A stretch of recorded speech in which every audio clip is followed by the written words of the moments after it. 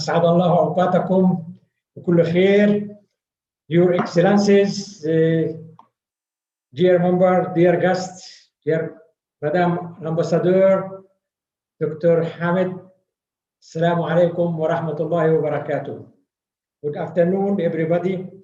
I would like to express my great pleasure and honor to welcome all of you on the occasion of this webinar or seminar, what you want, co-organized by our Chamber of Commerce and with the Saudi Center for Commercial Arbitration and with the Ministry of Investment in Saudi Arabia, with the highly appreciated support of the Belgian Embassy in Kingdom of Saudi Arabia and the Embassy of Saudi Arabia of Belgium.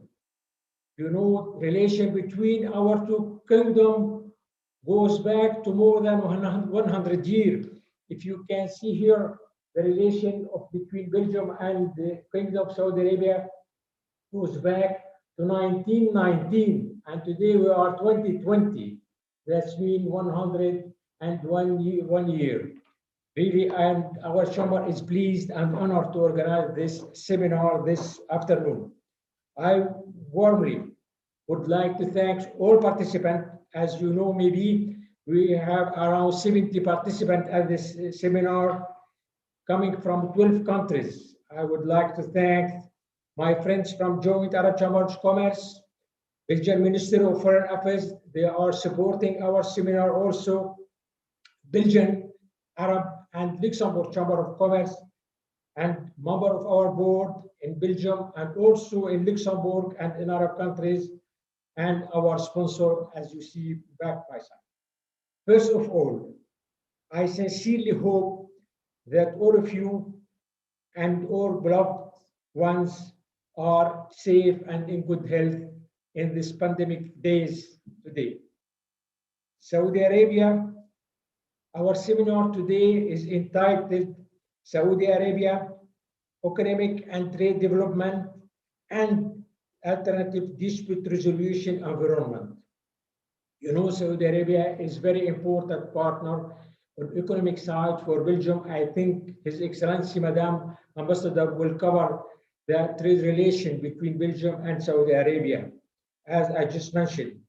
And we, for our partners, I am pleased and honored to present our speakers today because they will have first-hand information about the development in Saudi Arabia and where are going the economic and investment opportunities also in Saudi Arabia.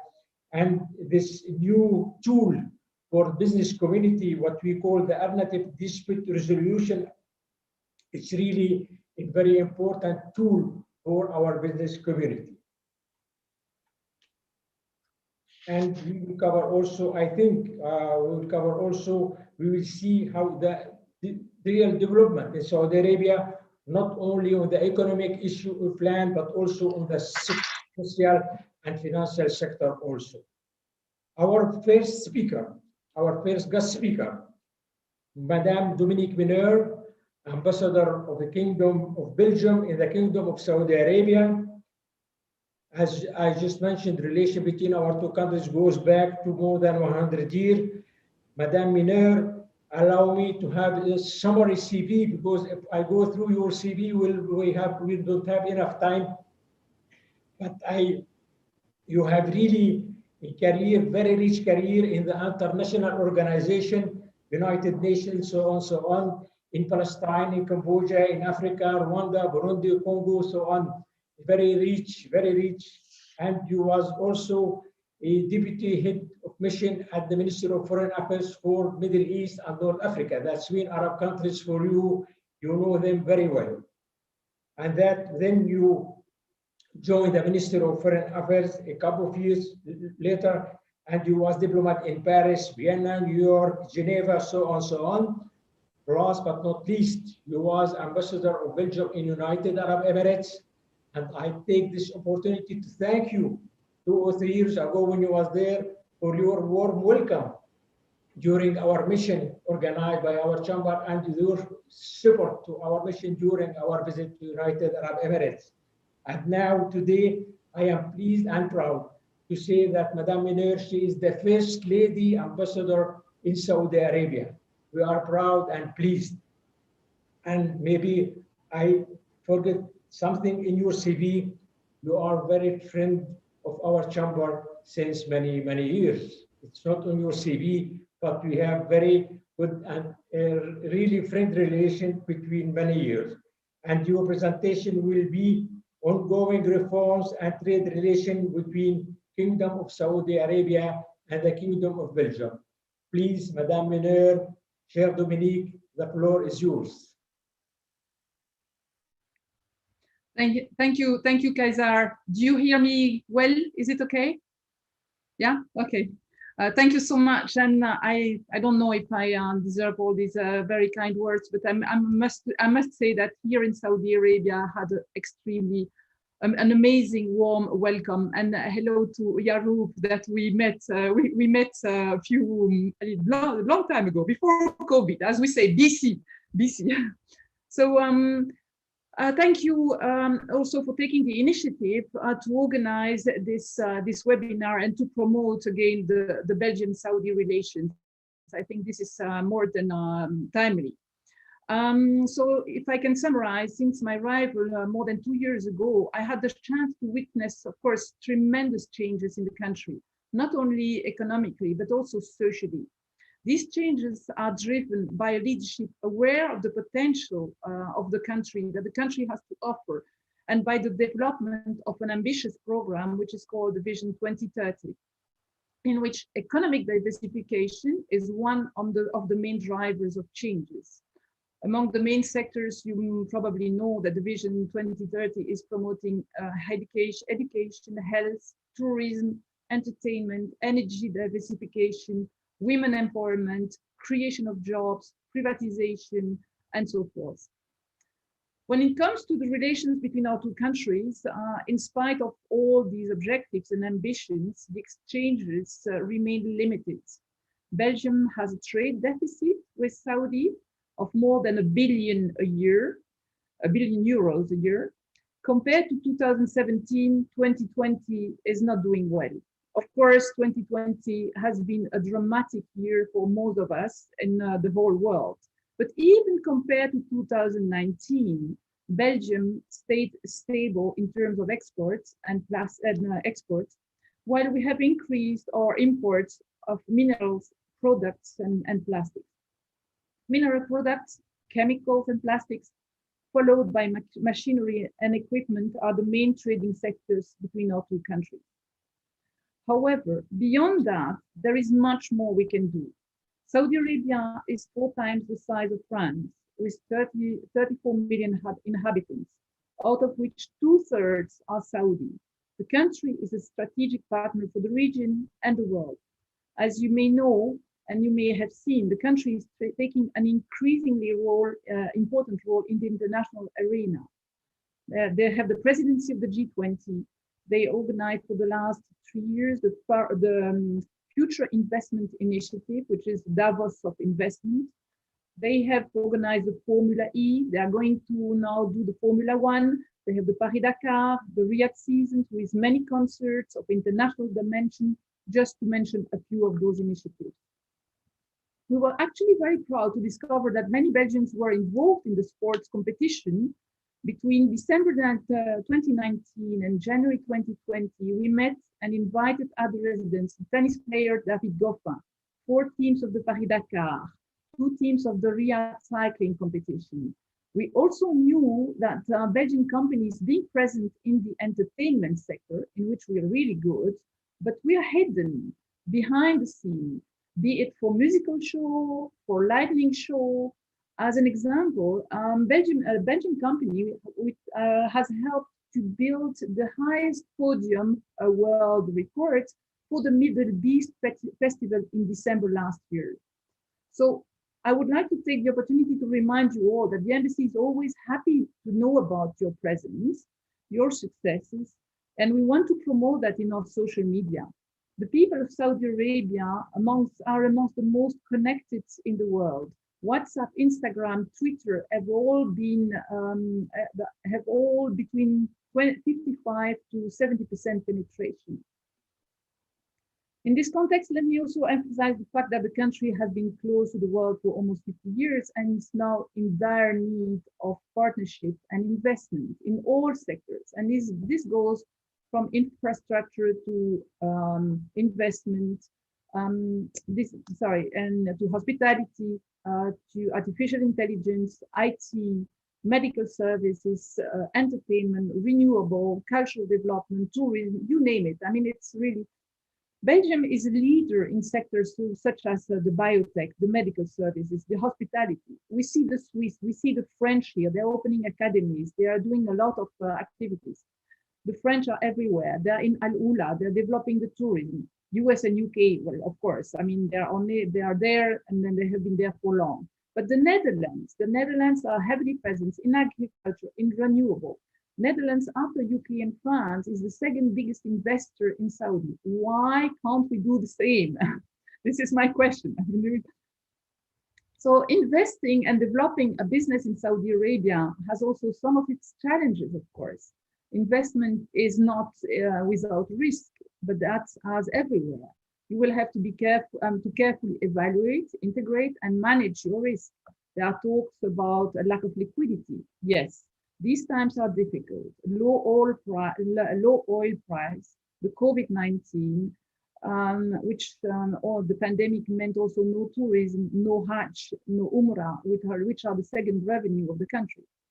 Added to that, we have the competition of Chinese companies, not to name those, which are heavily present, and that is getting very difficult for our companies. Some are even underbidding. However, the time when you come and deliver your business place, your path is over. Now the Saudi wants you to invest, not only in capital, but also in human capital and in development. They want to see a transfer of technology, which is what I have already seen with some Belgian companies. The Saudi population is young, 65% under 30 years, and they need to work. The Saudization is indeed an issue for some companies, but it's also a long-term investment and an opportunity. Training is an essential part of it. There are some gaps there, and this requires from our side to work with them and train them. I mean, our universities could really be a good opportunity for some Saudis to come and study in Belgium. And I still see that they go, of course, I mean, for a language issue, they still go to Anglo-Saxon universities, but we would love to see more Saudis studying in our universities. The development of the private sector needs improvement. 70% of the Saudi workforce is still employed by the public sector, and privatization has to move on. In a recent meeting, the European member state had with the Minister of Investment, we draw also his attention to the fact that although the country is putting a lot of emphasis to mega and giga projects, such as NEOM, Red Sea, Amala, Qiddiya, there is a strong need to help and develop a structure for SMEs. These are the backbones of the economy. If the country wants to increase job opportunity and attract investment, it will need to take measures in order to improve investment climate for SMEs. Financing the Vision 2030 has also its challenges for the Saudis and the expat community as life is getting more expensive. Import duties up to 15% have been imposed since June, and now we have since July the increase of VAT from 5 to 15%. But that doesn't mean that there are not also good opportunities. The country is leapfrogging, moving from an all paper-heavy admin to an almost all digital system, and continues to do so. Not so long ago, I had an interesting discussion on the importance given by the country to the development of the artificial intelligence in the health sector. The country is in transition. Investment laws are changing. They recently announced the abolition of the kafala system for the corporate. There is a new mining investment law coming out. So there are many examples. Public entities which previously employed unmotivated public employees are now recruiting people from the private sector.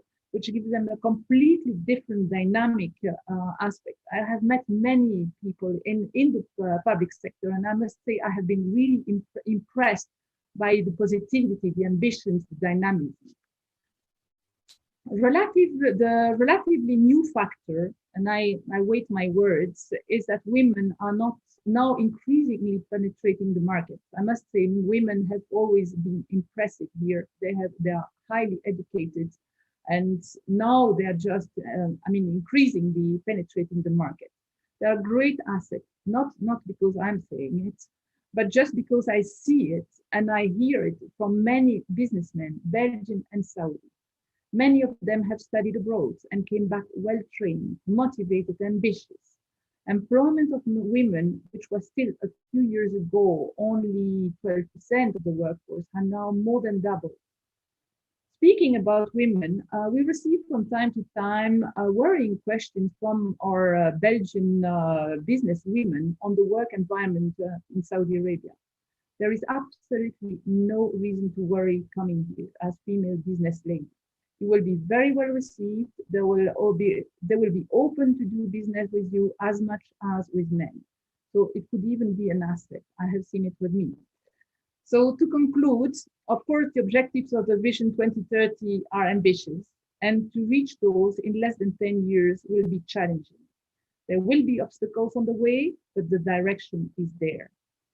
Finally, let me also say that when you come to Saudi Arabia, don't hesitate to come and see us at the embassy.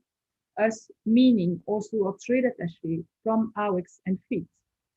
Most of you already know Abtissam Ahmed, representing FIT, but I just want to introduce also Adrien Lacroix from AWEX, who arrived just a few weeks ago, and we are delighted to work with him. So this is concluding my presentation, and I'm looking forward to see you all coming to Saudi Arabia and working together. Thank you.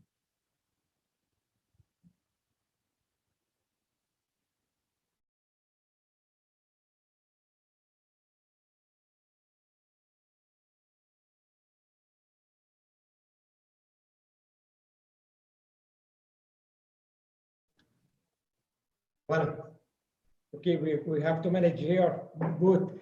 Thank you, Madame l'Ambassadeur, for this very, very full presentation on what's ongoing in Saudi Arabia, the opportunities, and your disponibility to provide any help for the business community from both sides, not only for Belgian sides, but also for Saudi sides. And I believe that the economic diplomacy is very, very important also for Belgium. As you just mentioned, the relation with Saudi Arabia is very well good partner, because trade relation between our two countries, it's more than 5 billion euros a year. And Saudi Arabia not only partner for Belgium, he is only major partner for European Union, about 26 billion euros of imports and 27 billion euros of imports. That means Saudi Arabia is one of the major economy in the area, but also a major partner for Belgium and for the European Union. Thank you very much indeed, Madame l'Ambassadeur, for your input and for your positive attitude and your full support to our chamber and for the business community from both sides. Now we will move to the second speakers, and Mr. Yaroub Abdulghaitar. We have the pleasure to welcome you in January in a physical presence in our Chamber of Commerce, not on digital webinar. It was a physical presence in our Chamber of Commerce. Mr. Yaroub, he is the International Office Director Europe of the Saudi Ministry of Investment, and he will lecture on the quick facts on the economic shift in Saudi Arabia. Everybody knows now more and more about what that means, Saudi Vision 2030, and the ambition of Saudi Arabia to be one of the 15th world economy in the world. At the same time, you have to understand Belgium is the 24th now. If there is G20 Saudi Arabia, but if there is a G25, Belgium it will be inside in the G25. So that, Mr. Yaroub, please, the floor is yours. Thank you very much. It's a great pleasure to be with you guys. I don't know, can you hear me, please? I'm having some technical difficulties on the laptop. I had to use my mobile. So I can see Ned's head nodding. That's mean it's working. Well, thank you very much for the invitation. I made a very short presentation for the 10 minutes. However, if more information is needed, please don't hesitate to contact me. I'm based in Paris, even though now I am in Riyadh because of the lockdown. But I am based in Paris, and I'll be more than happy to come to Belgium and to have meetings with each entities and have the chance to eat your delicious chocolate back in Belgium. Right, so can we start the presentation, please? First slide. Next slide, please, Nof. Can you have the next slide, please? Okay. Excellent, thank you very much. Right, so as you know, Saudi Arabia right now is going through, thank you. As you know, Saudi Arabia is going right now through a deep changes, and we're not talking about economical changes, we're talking also about social changes. And I think this is the deepest change that is taking place in Saudi Arabia right now. I mean, I can say that I've seen changes socially that I never thought it would happen in my life. Saudi Arabia is not, again, the changes taking place are not just economical, they are social. So whatever idea you have about Saudi Arabia 2-3 years ago, forget about them. They're old and they're no longer valid on the ground.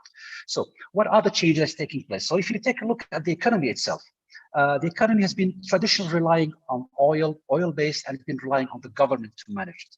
And obviously now with those changes, the economy is diversifying and is entering into areas that were honestly foreign to us, that we never knew about it, like tourism. We have also a young population now, a young population that is highly educated and that is being educated in the West. Most of them, a big percentage has been educated in the West and have come back with the ideas of doing business that is copied from the West. So basically, we have also an educated population that is looking to change, to drive those changes in Saudi Arabia. Also, Saudi Arabia used to be a very private nation. Long time ago, I want to say long time ago, it's 5 years ago, it was extremely hard to visit Saudi Arabia. It was basically, you were only allowed for Hajj and Umrah and for business. And once you've done those, thank you very much and goodbye. Now everything is changing in Saudi Arabia, and we would like to keep you in Saudi Arabia as long as possible, either for Hajj or Umrah, to continue your visit in Saudi Arabia, or also for businesses or tourism now. So this is a country that has welcomed a lot of international events, like mentioned by Her Excellency the Ambassador. We welcome the E-Formula. We have the Formula One now coming up. We have the Dakar. We have concerts taking place now. So all these events have been created to attract and welcome non-Saudis into Saudi Arabia to visit and take a look at the country itself. And also, finally, we have a sweeping reform to change the way we're doing business in Saudi Arabia. So we're getting rid of the old ways and welcoming the new ways to attract investors from the world. We understand that Saudi Arabia is competing for investors. We have other well-worthy countries that we're competing against, and we are adapting ourselves, changing the way we're doing business to be competitive in this world and attract those investors. Next slide, please. Thank you.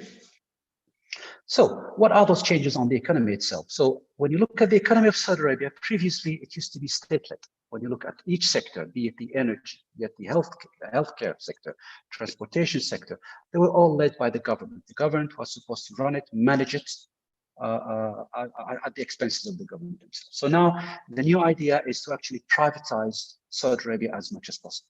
So we're looking into privatizing the health sector, the transportation sector, the energy sector. So we have so many sectors that are being privatized right now, and we have a special organization that is responsible for that. And it is the National Privatization Center that are responsible for privatizing all the different sectors within the Saudi government. And this creates new opportunities for the investors, opportunities that normally existed before.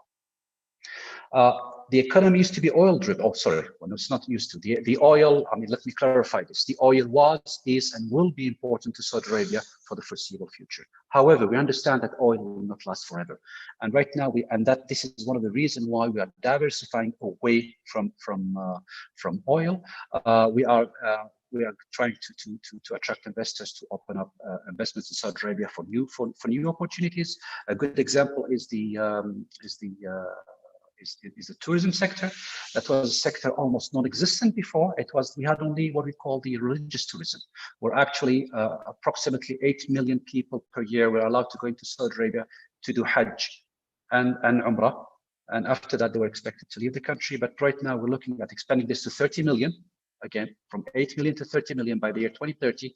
And we're opening other sectors of other part of the country for tourism. A good example is Al-Ula, Amala, the Red Sea projects, Neom, all those projects that we're looking to create and attract tourists to Saudi Arabia. And again, Saudi Arabia weather during the winter is extremely nice.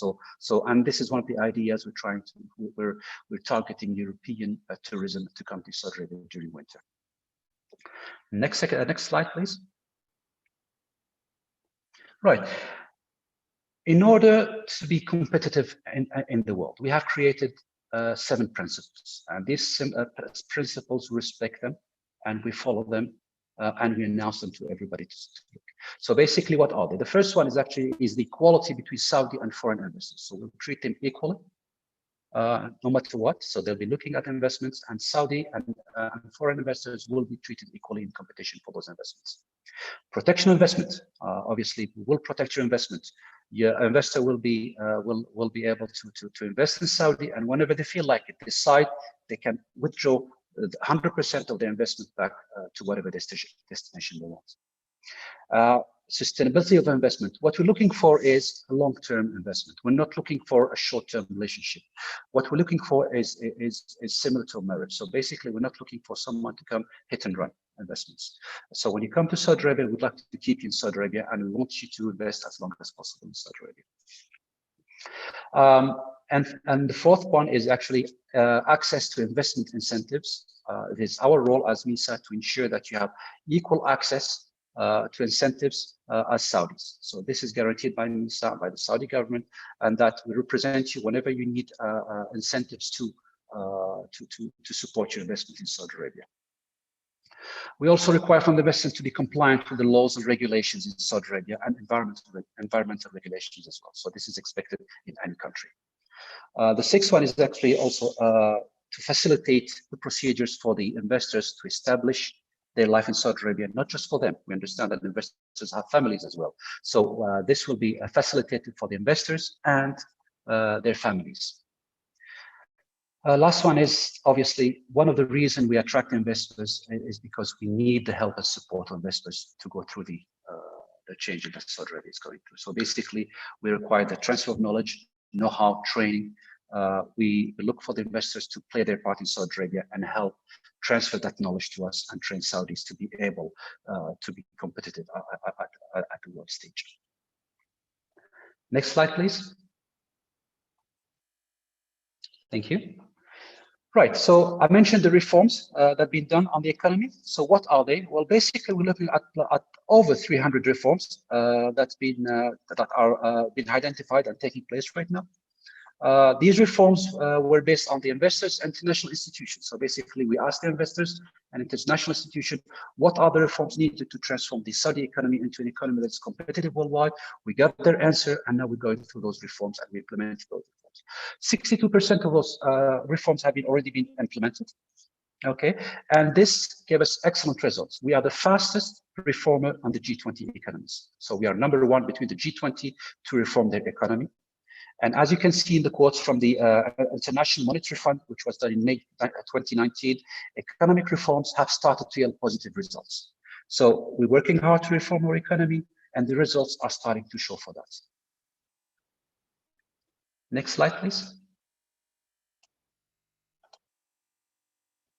So when you say reforms, can you give us some examples? Of course. So these are some of the hard fact example that you can find on a daily basis or when it comes to Saudi Arabia. For example, when it comes to licenses, it's been reduced from 3 days to 3 hours to get your license. Reductions required for customs documents. So for example, for export, it's down from 9 documents to 2 documents, and from imports from 12 documents to 2 documents. So we're facilitating the process as well. foreign ownership. So this is something that's been introduced about 2 years ago. So now investors can represent themselves 100% in Saudi Arabia. Okay, so the percentage of ownership can go from 100% to 99%. It's a business decision, and we leave it to the investor if they decide to represent themselves 100% or to have a Saudi partner at whatever percentage they decide between the two of them. Again, this is a business decision that is taken by the investor. We also have reduced the custom clearance period from 2 weeks to 4 hours.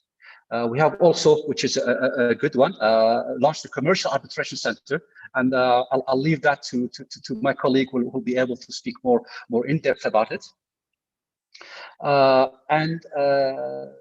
Business visa, now MISA can issue a business visa if you're an executive, and this can be done in 24 hours if the planets are aligned. I'll be honest with you. In general, it takes 3 to 4 days for the visa to be issued. All you have to do is actually just send me an email, copy of your passport, and a form to be filled. And if the planets are aligned and everything is perfectly placed, the visa is issued in 24 hours. If not, it will take 2 to 3, maximum 4 days for the visa to be issued. Again, this is something that is coordinated between the Ministry of Investment and the Ministry of Foreign Affairs to issue that visa. And finally, the license period has been increased to 5 years. So when the license is issued, the license will last for 5 years. Next slide, please. Thank you. Right, so when I say Ministry of Investment, what kind of services we offer? So basically we offer a wide range of services. It includes this, but they're not limited to the one that are listed here. Again, if you need any help to set up yourself, any support you need in Saudi Arabia, we are here to support you and we'll stay with you all the way. So what are the services offered? So before setup, we do market economic intelligence for the investor. I understand that Mr. Google provide good information. However, they're not up to date, and a lot of time they're not correct. So we make sure that whatever information reaches you is up to date, and we take it directly from the source. So if you need information, come to us. We'll provide you with the information. We do matchmaking. We look at, if you're looking for a partner in Saudi Arabia, we help you find the correct partner for you. We do organize site visit as well. We do help in assisting in location search for setting up your business. We help in developing the business case and what kind of incentives, extra incentives is needed to make sure to improve your business case. And we do provide talent incentives. So this is all done before you actually come to Saudi Arabia. So during the setup phase, we also we issue the license and permits. We introduce you to financing institutions so you can finance your projects and programs. We help you organize and launch publicities for your business, and we connect you with recruiting agencies should you need to hire Saudis in the market. And finally, after you set up your business, our role doesn't end there. We actually assign a manager, an account manager that will be responsible to provide you whatever support is needed for your business. Oh, and one more thing, all those services are free of charge. So why not use them?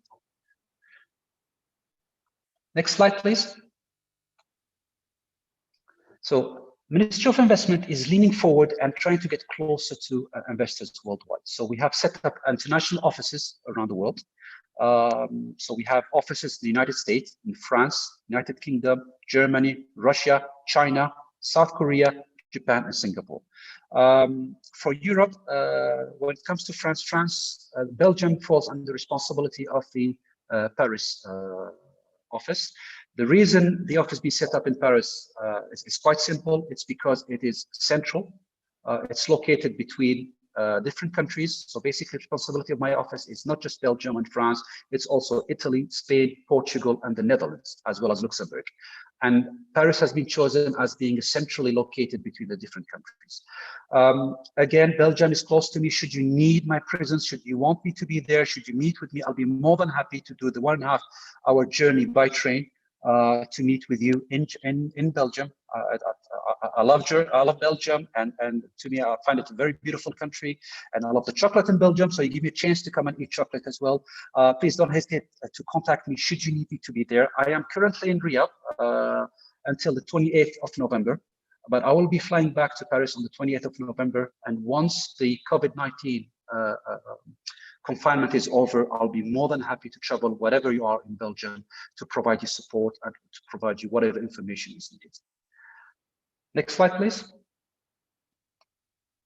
That's it for me. Thank you very much for your attention.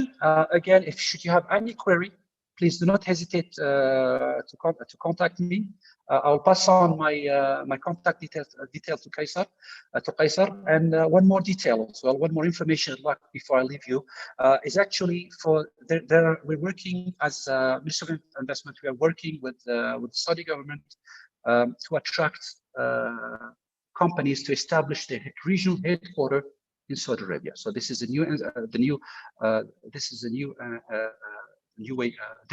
opportunity for investors. Is basically if you come and establish your headquarters in Saudi Arabia to serve the regional countries, basically you will have 50 years of free taxes, and we'll give you some extra incentives, and I will provide you with more information should you need it later on. So thank you very much for your time. I apologize for taking more than 10 minutes, but again, it's a long subject and I try to keep it short. Thank you very much.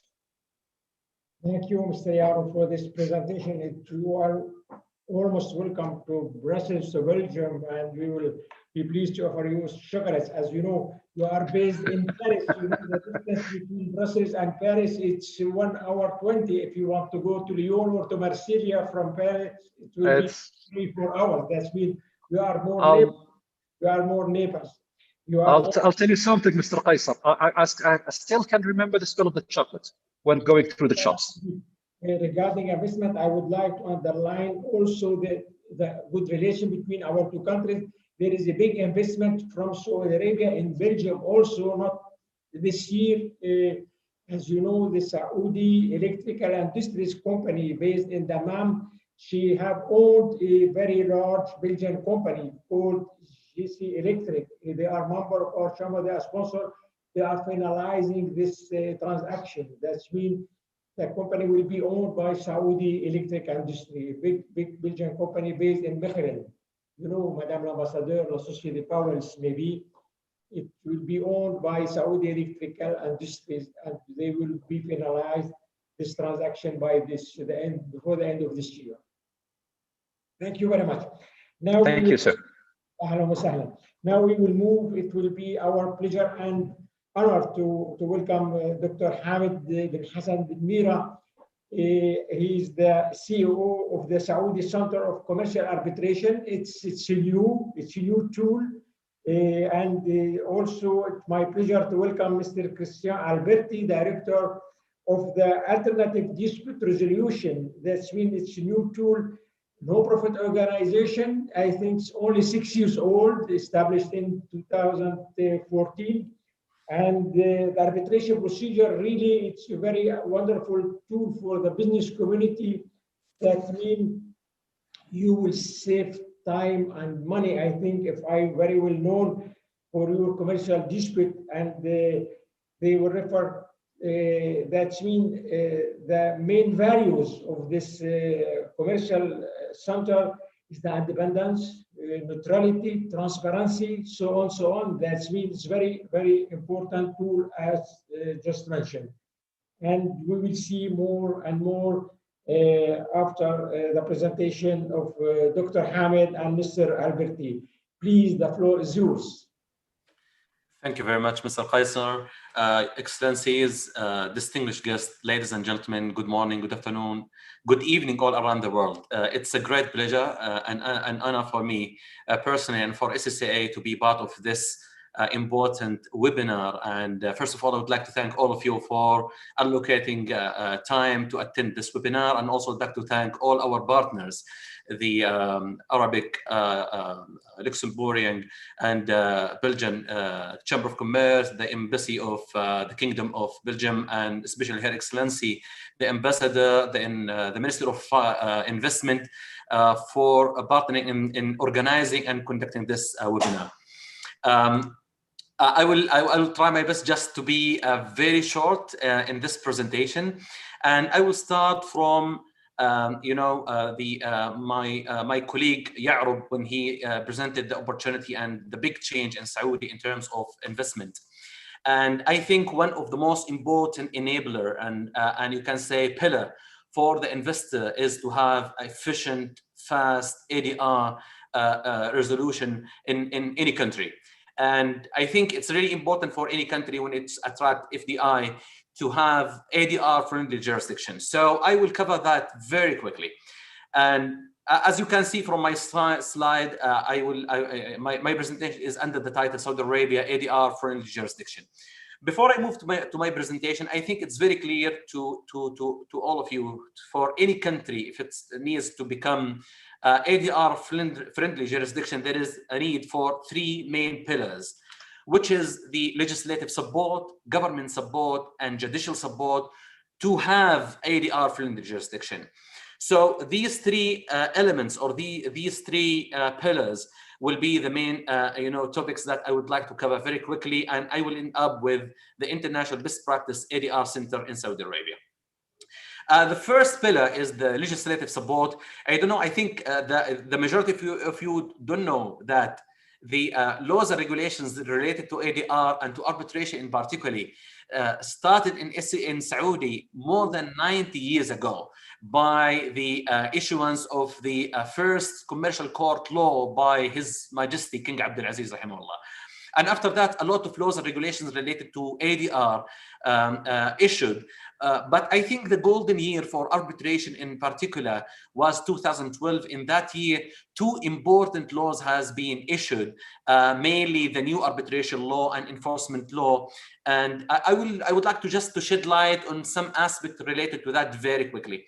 The new arbitration law in Saudi is based on unilateral model law, and which is really important. And I think that is very obvious for anyone related to the law here. Some of the aspects related to that, why is this change is really important and crucial? First of all, it gives more parties autonomy in terms of selecting any applicable law, any institutional rules, language, venue, choosing any arbitrators without any restriction in terms of religion, gender, nationality, etc. In addition to that, more court support, as you can see some examples such as appointing arbitrator, interim measures, etc. And another angle and another game changer, where the change of the arbitral award after the new law, it becomes final, not appealable, and which is really important. On the other side, the issuance of the enforcement law was a quantum leap, literally was a quantum leap.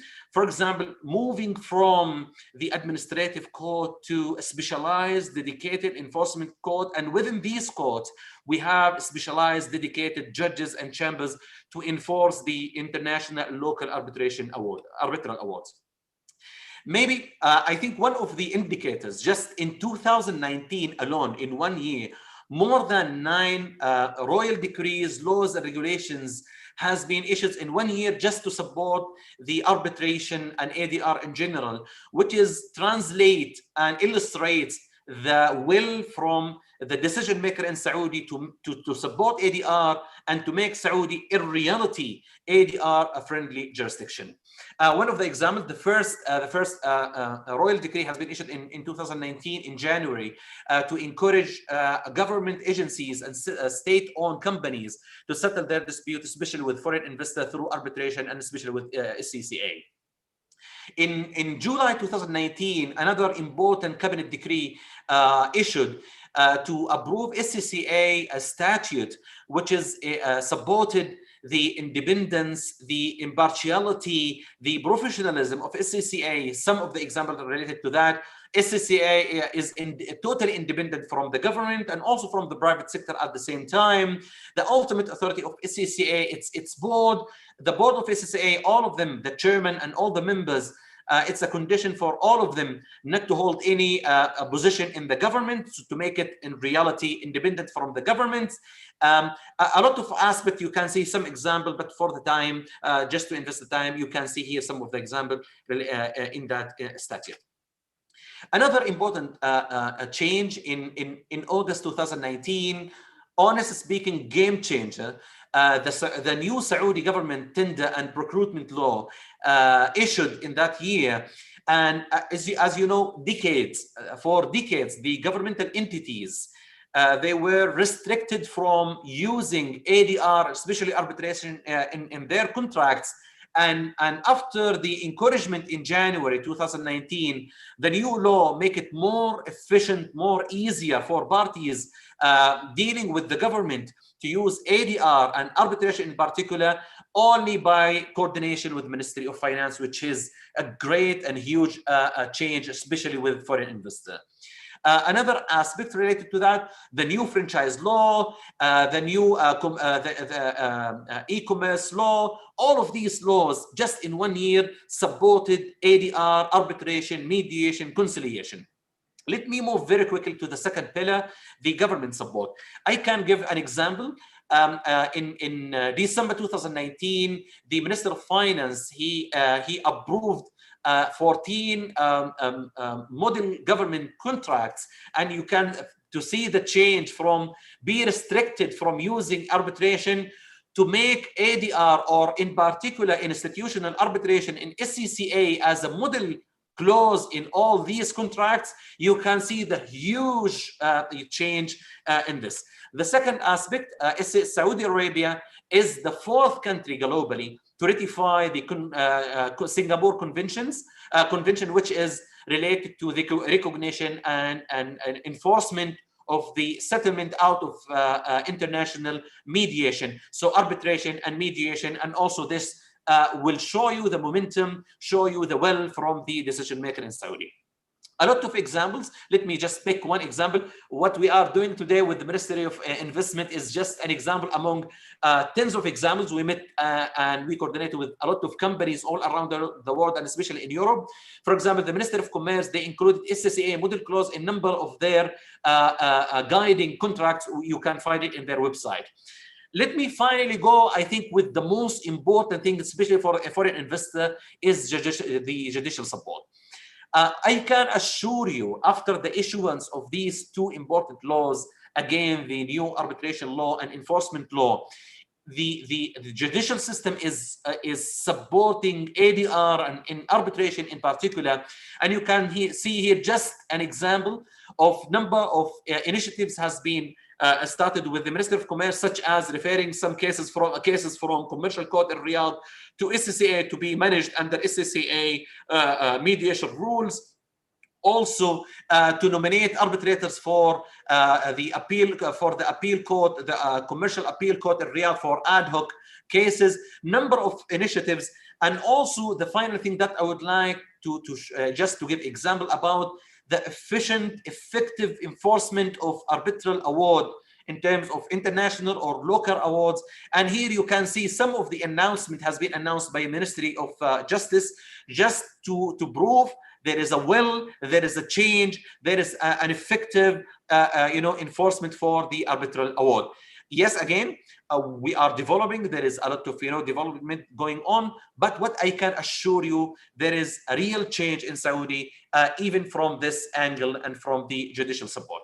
Finally, for any country, you have to have international center, international ADR center within the international best practices, which is the SCCA. So the Saudi Center for Commercial Arbitration is the first institutional arbitration center in Saudi, has been established by a royal decree in 2014 and has been launched officially in October 2016. I can give you just very quick background about SCCA. One of the first resolutions that has been issued by the board, SCCA board, is to go for a strategic partnership with one of the most respectable, oldest arbitration center globally, which is the International Center for Dispute Resolution in New York, and its umbrella, the American Association for Arbitration. That partnership illustrated in different examples, such as the issuance of SCCA arbitration rules, mediation rules. In addition to that, our case counsels, our daughters and sons, we send them to New York for not less than 2 months to be trained there with the best practices, in addition to conducting a lot of programs here in Riyadh, the experts coming from the US to conduct programs here in Riyadh. In addition to that, we are proud, for example, to have a well-educated, trained team, and also well-diversified team. Yes, we are, you can say, small team, but at the same time, our team is from 8 countries. They are speaking more than 5 languages. They are, for example, the ADR team, they are led by my colleague Christian Alberti, who he is Italian and German, and he used to work for a long time in the US in the ICDR.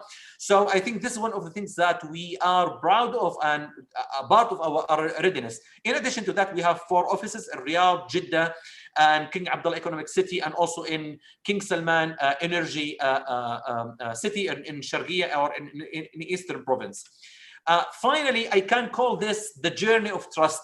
We started the journey of trust by the partnership with AAA, going to build our team, our norms, and that has been resulted in an independent, you can say, opinion from different international well-known law firms such as Clyde & Co, Clifford Chance, and you can name it. So they wrote in about the development in Saudi in general related to ADR, and also about SSA rules. Part of our internationalization is our roster. We are proud to have in our roster more than 242 arbitrators and mediators. They are from more than 25 countries all around the world. They are speaking more than 12 languages. They are specialized in more than 20 specialized fields. And the result of that is just in less than 4 years, we could build a well-recognized track record in terms of our cases, in terms of arbitration, mediation, limited services. And you can see here well-diversified cases in terms of industries. More than half of our cases in construction, oil and gas, energy, education, entertainment, aviation, etc. Quite as you can see the example, the industry that we have. In addition to that, another aspect, really important aspect of the trust, the parties of the cases already registered in SCCA, not only from Saudi Arabia, they are from all around the world. And the flags that you have, you can see here, big part of these flags, they are from Europe, in addition to North America and the Arab countries, in addition to some Asian countries such as China. Finally, what I would like to say, being and to be in comply with the best international standards is not just a temporary, is not just a moda. It would like to make that part of the DNA of SCCA, to make that institutionalized in SCCA. Because of that, SCCA decided in last October to form its advisory committee. And as you can see here, well-known rock stars in the industry in ADR from 14 experts from 11 countries all around the world. Now they are part of SCCA advisory committee. They are helping SCCA to develop its rules, products, and also to review these products and to be within the best practices. I try my best to be as fast as I can. I would like to move the microphone to my colleague Christian Alberti, just in few minutes, just to give you just a quick background about some of our products and services that we have now. The floor is yours, Chris. Thank you very much, Dr. Hamid. And again, it is also my privilege and pleasure to speak before you, Excellencies, ladies and gentlemen. Indeed, I have a daunting project ahead of me to speak to you about our services, 360 services, I call it. You, Dr. Hamid, mentioned we have an arbitration-friendly environment in KSA. I like to even say that ADR in its entirety, the full spectrum has arrived. It has arrived in the form of arbitration, mediation, and some other services that I'd like to share with you. Given the technical presentation, I also chose to present some slides, which I'm sharing with you right now. So let me get this started here.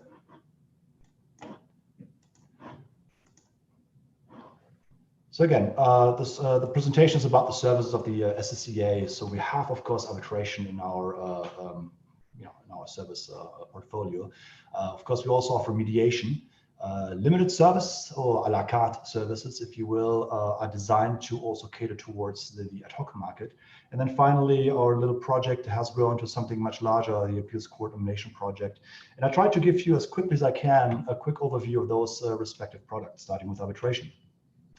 Now, quick comparison, litigation, arbitration. I always like to say that there's nothing wrong with litigation, and particularly KSA has now, thanks to the new Commercial court law make great strides to also promote ADR. Dr. Hamid already alluded to that. But in addition to that, I like also to mention that foreign parties in particular, but also local parties, very often do prefer arbitration for the obvious reasons. A couple of them you see here. You enjoy confidentiality. Sometimes you do not wish to wash your dirty laundry in the public, so you have the option to go to arbitration where things are confidential. The process is also fast and flexible. Parties have the options to even choose the applicable law, place of arbitration, even the language, things you do not necessarily get in court. Dr. Hamid mentioned briefly awards, and you can really literally carry them around the world. They are non-appealable, they are final and binding. And as of this week, you can enforce it into 166 countries that are signatories to the New York Convention. In turn, your judgment will likely end at the borders of the respective country, unless there's some reciprocity agreements between those countries. So again, just a quick overview to warm you up for why arbitration has its place in the wider spectrum, also in the kingdom. Institutional versus ad hoc arbitration being non-administered arbitration. Also here, we do this for a reason. To do institutional arbitration being the first in the country of its kind. We have a couple of advantages. I think I would just want to pick on a few of those here. You see, the arbitrator appointment is one of the most daunting exercises in any arbitration. It has to be the right arbitrator. It has to be an arbitrator who understands the dispute in the industry, who is an expert to the process, something you don't necessarily get in court. But in ad hoc arbitration, very often that is where things start to fall apart. Institutional arbitration helps you with that process by getting the arbitrator appointed, conflicts checks, challenges will be addressed, all those things. Fast forward, we have something called award review, so we ensure quality. One of the biggest advantages of institutional arbitration is that we also control and manage quality in the process throughout, be it arbitrators, be it the outcomes. We have time-tested procedural rules, so it's not a Wild West show. Institutional arbitration has very clear guidelines, very clear rules that the parties have to abide by, and I'll go to that in more detail in a moment.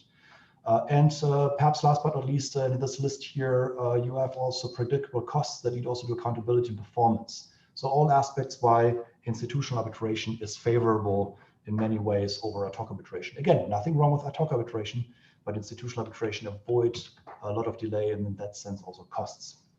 Allow me to briefly show you some highlights of our SCCA arbitration rules. It embeds all of the fundamental principles you already may be aware of other institutions. Think of competence, the arbitrator decides his own jurisdiction, but also doctrine of severability, the arbitration clause has its own life. But perhaps also important to hear party choice, representation. You choose your own representative, because subject to applicable law, and the institution, the SCCA, appoints the arbitrator. By default, it's one arbitrator. We use a so-called strike and rank list method as a default if the parties cannot agree. And perhaps most importantly, as Dr. Hamid already mentioned, we have a very diversified, very international, very expert arbitrator roster from which we choose. So you get actually highly quality arbitrators on your case. Needless to say, impartiality and independence is key. Neutrality, of course, arbitrators have to make disclosures. If there is a disclosure, then we have something in place called the Committee for Administrative Decisions. We'll further expand on that later on, but for the moment, I will just say that decide challenges, number of arbitrator disputes, and place of arbitration disputes. That's the scope. We allow for joinders, and we also make very sure that everyone understands parties are looking for cost efficiency and expeditious proceedings. So arbitrators must conduct the proceedings with a view to expedite the resolution. This webinar today already shows you how technology can be embedded, and we see online arbitrations all the time right now, also video conferencing when it comes to hearings. All these things we have not really thought of just 10 months ago. Now it's just quite common. Parties are also reminded, and it's codified in our rules, to avoid any unnecessary delay and expense. Particularly exchange of information is a daunting phase in an arbitration. A lot of time can be wasted or lost because of the way things are being treated. Our rules do remind everyone that efficiency economy has to be maintained at all times, particularly also in exchange of that part. Due process, equality of treatment, the right to present your case, the right to be heard, all those things are also embedded in our rules. And then we have also the opportunity to have parties file for emergency relief. I will expand on that one in a moment as well further. Just keep in mind right now that we do also have emergency relief. Interim measures otherwise during the course of the process. So the main tribunal will also entertain requests for interim measures. We do have expedited procedures. Not every case is large, so you also have a certain set of procedures. I will also elaborate a little bit further in a moment, that will be deployed automatically if a case is around 4 million or less. The award will be reviewed. It's what quality requirements that we look at the award.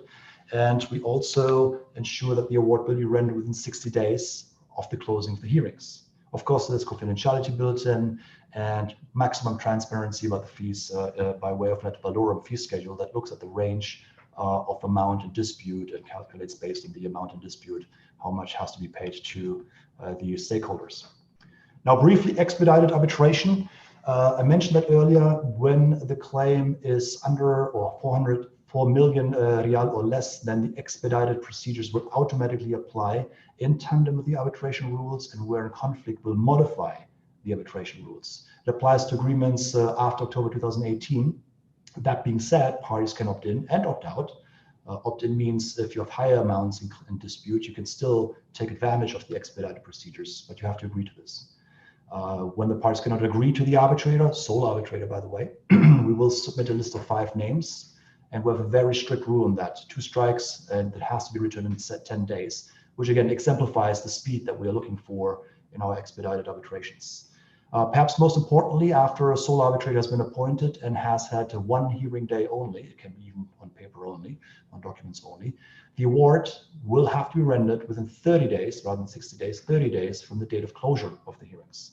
And in any event, it has to be rendered within 180 days from the day of the constitution of the arbitral tribunal against sole arbitrator. Now, the other service I mentioned earlier, emergency arbitration, is something that you may have heard of already also from other institutions. We have it too. Sometimes claimants cannot just wait for the tribunal to be appointed. Something has to be decided very quickly. Think of freezing assets, otherwise the respondent may dilute those assets or run away with them.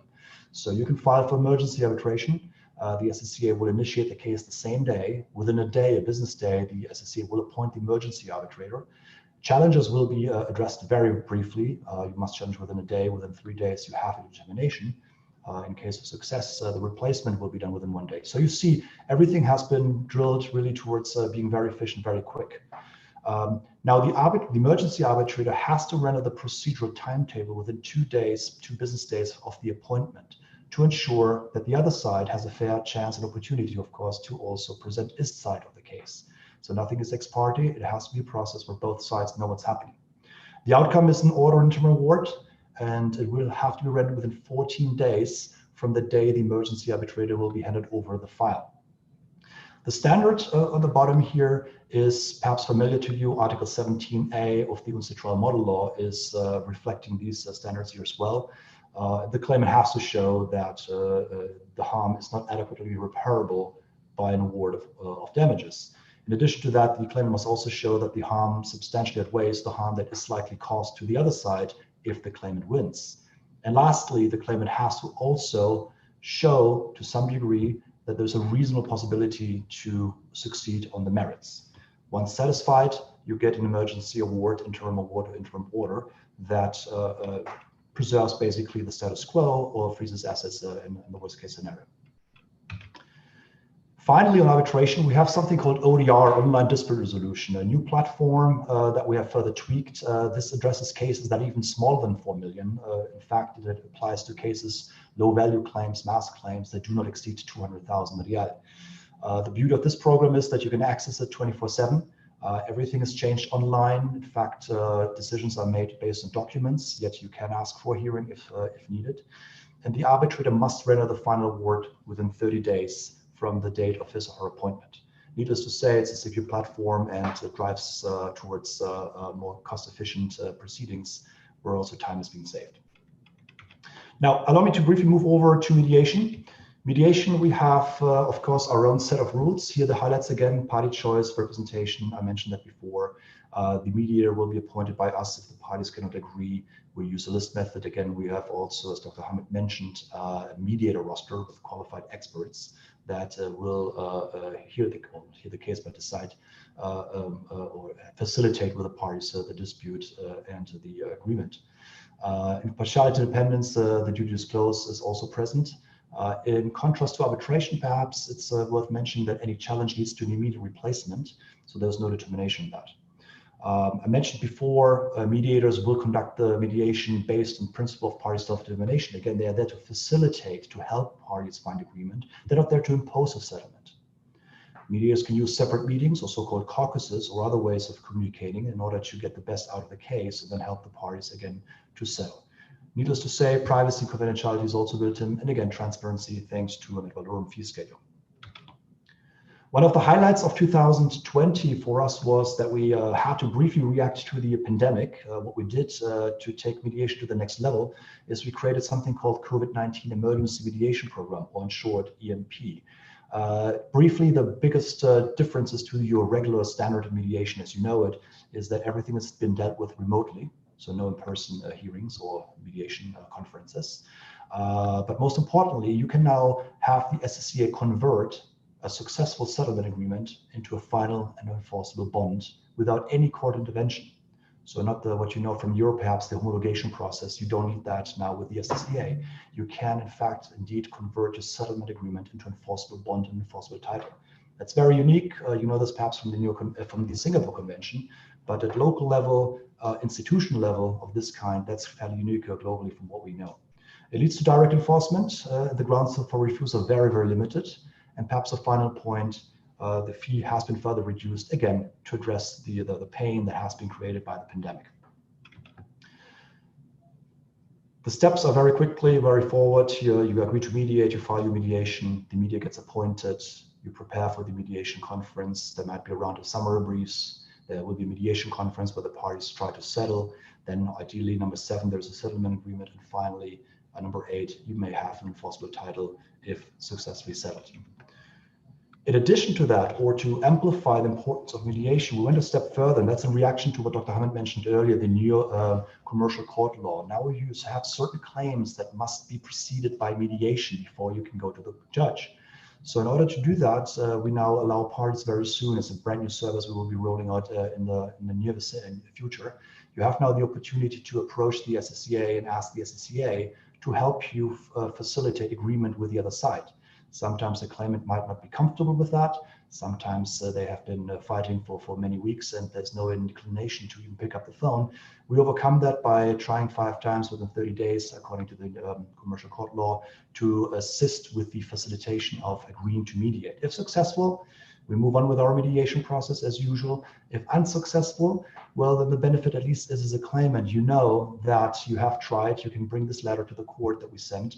Please show that you have attempted it and move forward with your litigation without further delay. Now, very briefly, in the last 4 minutes that I have, limited service suites, we have tried to also cater towards the ad hoc market. In particular, we have 2 service lines. The first one is SSCA selection and appointment services, 3 subcategories I will address in a moment. Starting with the first one, list-only service. In principle, this means you can come to the SSCA as a party or 2 parties and just simply ask for a list. I need 5 names from your roster that are qualified in energy disputes or construction disputes. I need a list of 10 names or 15 names. This is particularly useful for ad hoc cases where a party may need a party-selected arbitrator, or if there's collaboration among the parties, even for the entire tribunal or just the chair. But again, you get a list of experts from us against a small fee. The next service, the list and appointment service, takes it a step further by giving that list as a strike and rank list. This time, both parties need to strike and rank the list, send it back to the SSCA. We appoint the highest ranked arbitrator. We check the conflicts. We determine any challenges. And again, this is another product that helps in the ad hoc environment because it really avoids these significant delays if and when parties cannot agree on an arbitrator. You can come to us and we'll help you with that. Another way to avoid these complete standstills that you may sometimes experience in ad hoc arbitration. Last but not least, administrative appointments. I'm sure you've heard about that. We offer this too. Parties may just come to us and say, just give us an arbitrator. I don't want a list, just give me the arbitrator. And again, we are at a point, we check for conflicts, we determine the challenges. This is particularly useful when there's a complete breakdown in collaboration, or when even in an administrative case, there is no way forward, they cannot agree to the selection method. So the last resort is indeed then the administrative appointment. Parties have to agree to this in ad hoc arbitrations. In administrative arbitrations by the SSCA, this happens automatically. Perhaps an important point to mention here as well. So those are the selection appointment services. We have a second line of service, which is the Committee on Administrative Decisions. Three elements are here of interest. They will decide challenges. They will decide disputes about the number of arbitrators and disputes about the place of arbitration. So in essence, we have here an expert neutral decision-making authority that very efficiently can determine those things with consistency, continuity. It is actually something that will be done in addition to SSCA services, and you have access to this always on administrative cases, but you can also choose that on ad hoc cases for a certain fee to allow the Committee on Administrative Decisions to take care of what otherwise the court would have to take care of in ad hoc arbitrations. The structure is very straightforward. 5 members, 3 must be on those hearings on a certain challenge or dispute. That is the quorum. They meet weekly, but also much earlier than that, or more frequently, if and when, for example, with a challenge about an emergency arbitrator. Briefly, you see the 3 pictures here. We have ensured that we have institutional knowledge on this committee. That's very important. You see here the former director of the Cairo Center. You see the former Deputy Secretary General of the ICC in Paris. And you see also my picture being the former Assistant Vice President of the AAA ICDR in New York. Again, we try to do our best to have a body in place that is respectable and has lots of experience with this kind of very, very important decisions in the process of an arbitration. What do they do? Again, challenges. Very briefly, the standard is you must prove justifiable doubts as to the arbitrator's impartiality or independence. That standard you will find in all institutional rules. The committee looks at whether there are conflicts about professional conflicts, familial, social, financial, other relevant circumstances. And they ask themselves, are these direct, continuing, substantial, recent? Perhaps noteworthy as well, the SSCA does have a code of ethics for arbitrator, which is very unique. Only, to my knowledge, 2 other institutions have this. And yes, the committee will also make reference to the IAB guidelines on conflicts of interest in international arbitration, being perhaps also a very important document here. Based on failure to perform, that is a rarity that happens really when an arbitrator does not perform his or her duties. We use a reasonable person standard to decide those matters. But again, this is a rarity. The second of the 3 items is when the committee has to decide place of arbitration disputes. It's an initial determination subject to final determination by the tribunal once appointed. And the committee looks or has regard as the circumstances of the case and the convenience of the place of the parties when deciding those challenges to the place of arbitration. Finally, number of arbitrators. The SSCA rules do provide that 1 is the default, unless the parties agree otherwise. If they are fighting over this exact point, then the committee will look at the size, complexity, or the circumstances of the case and make a proper determination to make sure that there's enough brain power on the tribunal to resolve even the biggest cases. Very last point, appeals court nomination project, and I see that I am on my last minutes right now here. Overview and statistics. We have launched this new pilot project in 2019, and we have not expected to be that successful. What we do is basically to help the appeals court to appoint arbitrators on ad hoc cases. We have learned that this can take a while. Ad hoc parties are waiting very long for getting arbitrators appointed on ad hoc cases by the court. So what we now do is we service the court by giving them a nomination that the court then can appoint. To date, we have done 55 of those nominations already. And perhaps the biggest highlight here is not only that we do this in under 2 days, but perhaps that we have the first female arbitrator nominated and promoted by the SSCA, and perhaps even more importantly so, appointed by the court in August 2020. And that was quite a success story because to my knowledge, this has not happened ever before. I thank you for your time, and I'm happy to take any questions. Thank you very much, Dr. Hamid, Mr. Alberti, for this presentation. I think there is very interest from the Belgian side. As you know, we have participating with us in the banking sector. We have the 3 main Belgian banks that are participating at this seminar. We are BNB, Fortis, and KBC, and Belfius. They are participating at the seminar. I think they will be interested, and we will sure if we can provide them with your contact, they will be interested all. And as you just mentioned, the support of the government support, the judicial support, and the legislative support is very, very important. and also the rapidity of the procedure. That means you are saving time and saving money.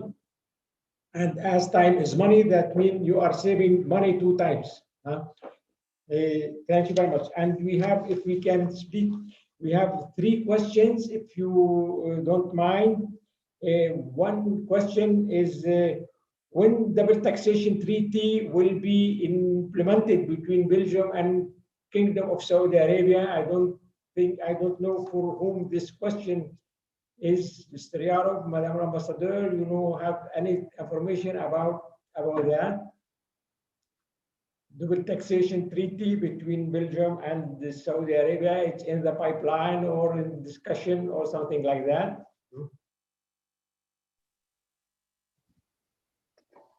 Okay, it's been raised before, yes. Double taxation issue has been raised before, and we see it as a major hurdle for businesses between Saudi Arabia and Belgium. And it's something that's been discussed between myself and Her Excellency, the ambassadress to Belgium. I believe it's, I don't know if you have any updates on that, Madame Dominique?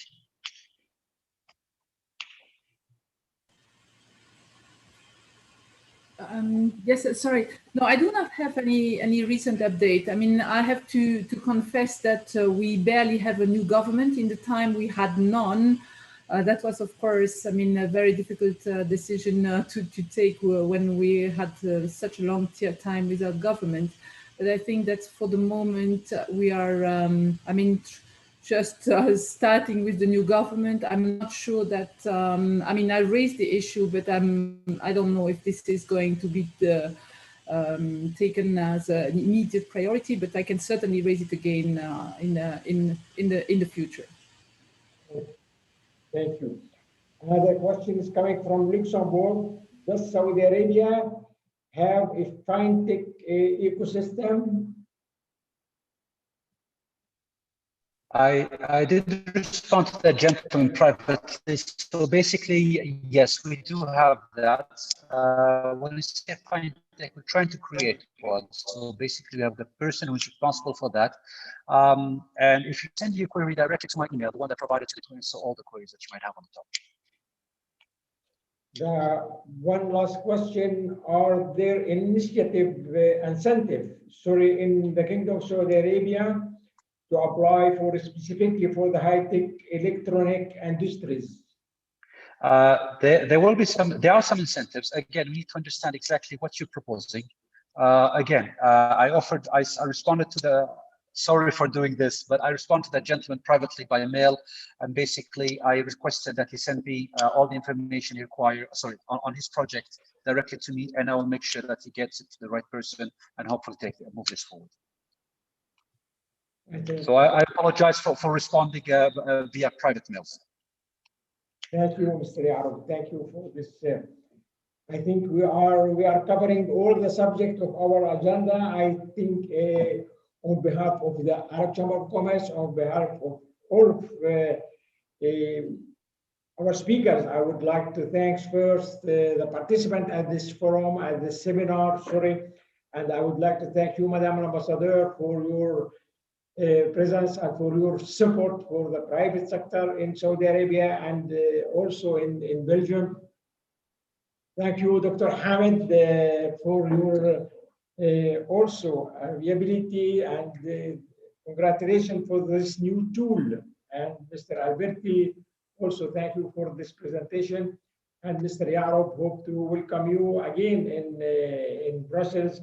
And I would like to thank also the team of the Chamber of Commerce and the team of the Saudi Arbitration Center for this involvement, for the organizing this webinar. And to conclude, really, it's really what we can call a success story. If we have looked to Saudi Arabia for a couple of years ago and where we are now exactly, and where we are going, where we are shifting, and the ambition of Saudi Arabia, as you just mentioned, the great reform on social and economic and financial, and the final objective is the fostering the economic growth and creating jobs and giving more and more place for the human resources, the most important investment, I think, in Saudi Arabia, the human resources. And also one word regarding relation between Belgium and Saudi Arabia. It's not the importance of the value of trade relation, 1 billion, 2 billion, 3 billion. Is the partnership is most important than figures. You know, the relation, the human social also. We can have improved relation on education sector, in medical sector, in new technologies. We have a lot to share together. I think, Madam Ambassador, you agree with me. We have a lot to share in these fields, new technologies, so on. And as you know, the ambition of Saudi Arabia is to shift oil production country to the economy, diversified economy. And there is a place for the Belgian companies to be part of this revolution. I can say safety and soft revolution in Saudi Arabia. Thank you again for all of you. And if there is any comment, and we will be, our Chamber of Commerce will be pleased to provide the presentation of all participants. And Dr. Hamid, please feel free, if you are Mr. Alberti, when you are coming in Belgium and Europe, please feel free to welcome. We will be more than pleased to welcome you in Brussels. And you will try the Belgian chocolates. And we have to mention in the end, in Belgium, there is not only chocolates, because Belgium exporting 420 billion euro a year. That's it. It's not only chocolate. Small country exporting 420 billion euros a year, and it's really a model for a large of Arab countries, I think. Thank you again, and I am pleased and honored to welcome all of you. Thank you very much. Thank you. Thank you very much. Thank you. Merci beaucoup. Au revoir, Madame l'Ambassadeur. مع السلامة, Dr. Hamid. مع السلامة, يا رب. Ciao, Mr. Alberti. Thank you for all our participants. Thank you. Thank you. Very much. Good afternoon. Thank you.